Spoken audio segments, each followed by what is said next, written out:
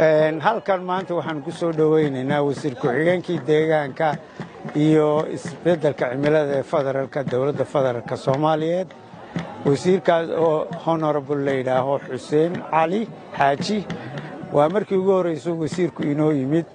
aad baan ugu faraxsanahay haddaan nahay wasaaradda deegaanka ee Qoyga Bari ee Soomaaliya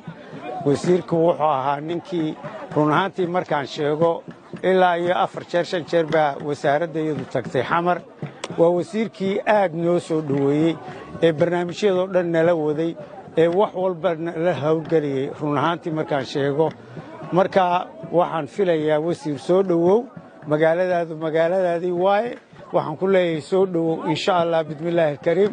waynu gudagali doonaa hawlaheena inoo haray wasiirka deegaanka isbeddelka cimilada ee dawladda waqooyi bare saaxiibkii Axmed Xaashi agaasimaha guud wasaaradda dhammaan agaasimo waaxidyada shacab weynaha Raascaanood aad iyo aad u mahadsantihiin maanta waxaan soo gaarnay Raascaanood runtii oo markii ugu horeysay ay tahay aad iyo aad ugu faraxsanahay inaan imaado dawladda Urdanka oo hadda dhisantay runtii Raascaanood aad iyo aad ugu mahadcelinaa soo dhaweynta qiimaha leh qalbi furnaanta walaalnimada Raascaanood waa runtii anoo hadda elboorka joogaa si jeclaado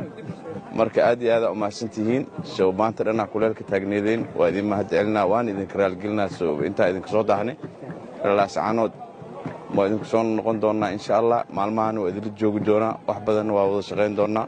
aad iyo aad u mahadsantihiin guuleysta ku joognaa maalmahan waa wada shaqeyn doonaa wax badan waa qaban doonaa insha Allah Ilaahay haduu diido waxa kaloo salaad idin ka wadnaa dawladda federaalka madaxweynaha ra'iisul wasaaraha dhammaan iyo wasiirkeenii wasaaradda deegaanka isbeddelka cimilada marka waa mahadsantihiin garabkiina Allah gal insha Allah guuleysta